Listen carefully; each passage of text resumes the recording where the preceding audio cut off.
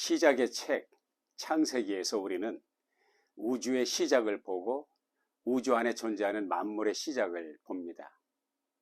그런가 하면 생명의 시작을 보고 또 그리고 인간 역사의 시작을 봅니다. 그 시작은 하나님께서 직접 평가하신 대로 심히 좋았습니다.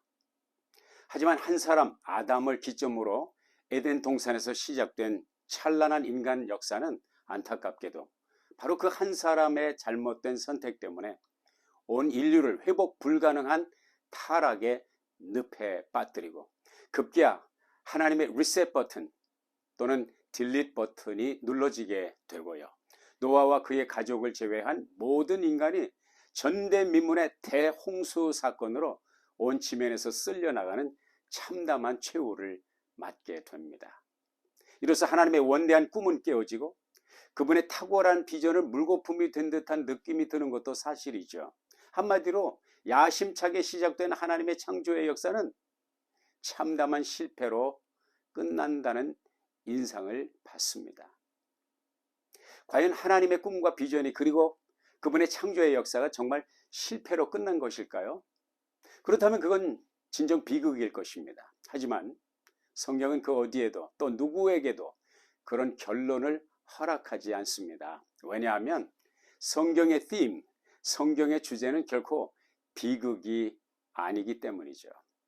희망의 신학을 외쳤던 몰트만의 말처럼 인간이 최악의 비극이라고 생각하는 그 상황이야말로 그분을 바라보고 그분에게 기대를 거는 모든 이들에게 하나님은 그분의 summum bonum, 지고지선의 미래를 약속하셨다는 것을 우리는 성경을 통해서 깨닫게 됩니다. 죄가 관영하고 악이 창궐하는 시대 속에서도 하나님은 포기하지 않으십니다. 아니, 전보다 더 탁월하고 전보다 더욱 아름다운 꿈과 비전을 계획하십니다. 누구를 위해서죠? 절망의 늪에 빠진 온 세상 사람들을 위한 것이었습니다. 하나님이 세상을 이처럼 사랑하사 독생자를 주셨으니 라고 선포하신 우리 주님 예수님의 말씀 속에 담긴 바로 그 세상 말이죠. 하나님은 이제 그 계획대로 진행하시기 위해서 첫 발걸음을 옮기십니다. 그건 바로 한 사람, 그 한 사람을 만나는 것이었습니다. 하나님께서 그 한 사람을 만나기 위해 찾아오신 장면이 바로 오늘 본문 말씀 창세기 12장에 기록되어 있습니다. 창세기 12장 1절부터 9절까지 함께 읽겠습니다. 여호와께서 아브라함에게 이르시되 너는 너의 고향과 친척과 아버지의 집을 떠나 내가 네게 보여줄 땅으로 가라. 내가 너로 큰 민족을 이루고 네게 복을 주어 내 이름을 창대하게 하리니 복이 될지라. 너를 축복하는 자에게는 내가 복을 내리고 너를 저주하는 자에게는 내가 저주하리니 땅의 모든 족속이 너로 말미암아 복을 얻을 것이라 하신지라. 이에 아브람이 여호와의 말씀을 따라 갔고 롯도 그와 함께 갔으며 아브람이 하란을 떠날 때에 75세였더라. 아브람이 그의 아내 사레와 조카 롯과 하란에서 모은 모든 소유와 얻은 사람들을 이끌고 가나안 땅으로 가려고 떠나서 마침내 가나안 땅에 들어갔더라.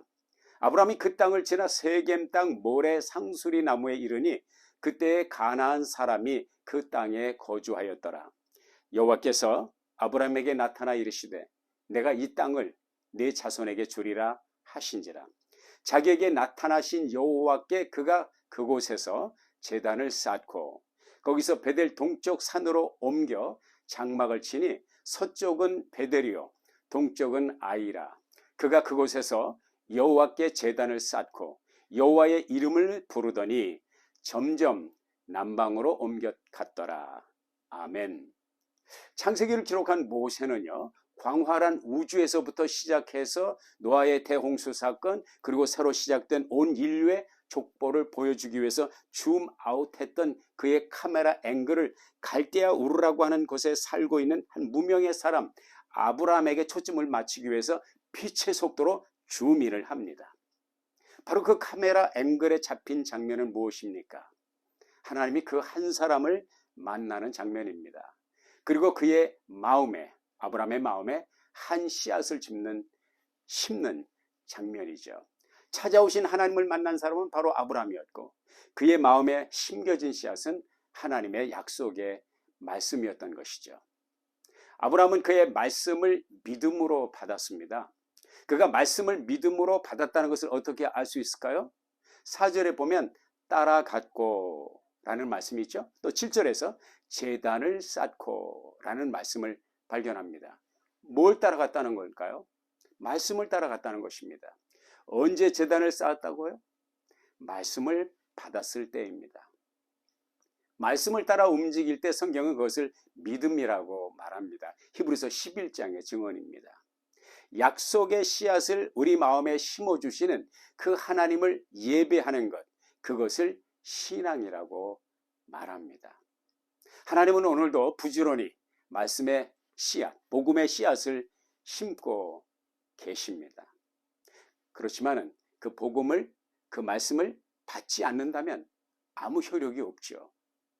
말씀을 받은 그 한 사람, 순종의 사람, 예배의 사람 아브라함을 통해서 진정 구원의 씨앗이 되시는 예수 그리스도가 오시게 됩니다. 오늘도 우리는 하나님의 말씀을 듣습니다. 우리는 이 말씀을 수용할 수도 있고 거부할 수도 있습니다.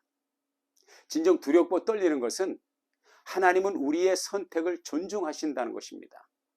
하나님은 그분의 뜻을 우리에게 강요하지 않으십니다. 그래서 밖에서 문 열어주기를 기다리시는 분이라고 요한계시록 3장 20절은 말하고 있습니다.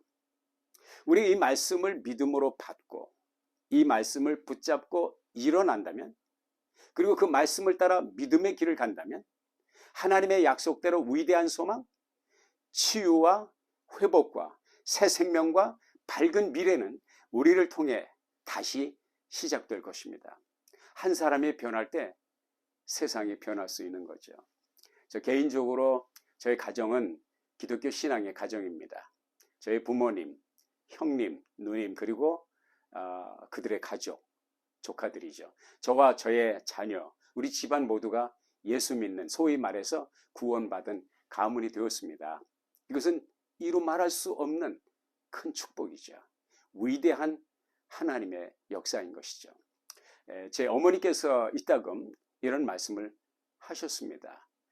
네 할머니는 성경을 읽으시다가 종종 그 성경을 붙들고 눈물을 떨구고는 하셨어 라고 말이죠. 어머니께서 바로 그 조모님의 신앙을 물려받으셨습니다. 그리고 저와 내 형제들이 그 신앙을 전수받았습니다.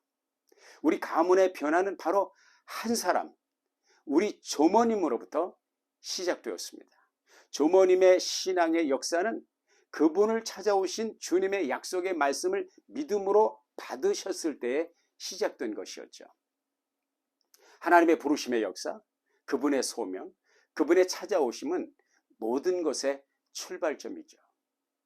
여러분과 저의 신앙의 출발점도 하나님의 찾아오심 때문에 가능했습니다. 여러분과 제가 가지고 있는 천국의 비전과 새 생명의 역사도 그분이 심어주신 약속의 말씀 때문에 가능했습니다. 여러분 그거 아세요? 하나님은 지금도 여전히 저와 여러분을 찾아오신다는 거 말씀이죠. 하나님의 찾아오시면 단회적 사건이 아닙니다. 한 번 찾아오시고 끝이 아닙니다. 끊임없이 찾아오시죠. 그분의 찾아오심을 홀대하지 않기를 바랍니다. 그분이 가져오시는 약속의 말씀을 하찮게 생각하지 않았으면 좋겠습니다. 그분의 임재를 환영하고 그분의 말씀을 소중히 붙잡는다면 우리는 더 자주 그분의 임재를 경험하게 될 것이기 때문입니다. 오늘 하루 주님의 그 임재 속에서 살아가는 은혜 있으시기를 소망합니다. 기도하겠습니다. 주님, 오늘 하루 주의 주시는 말씀을 붙들고 주의 임재를 추구하며 소망하며 열망하며 말씀 속에 살아가는 은혜 있게 해주세요. 예수님의 이름으로 기도했습니다. 아멘.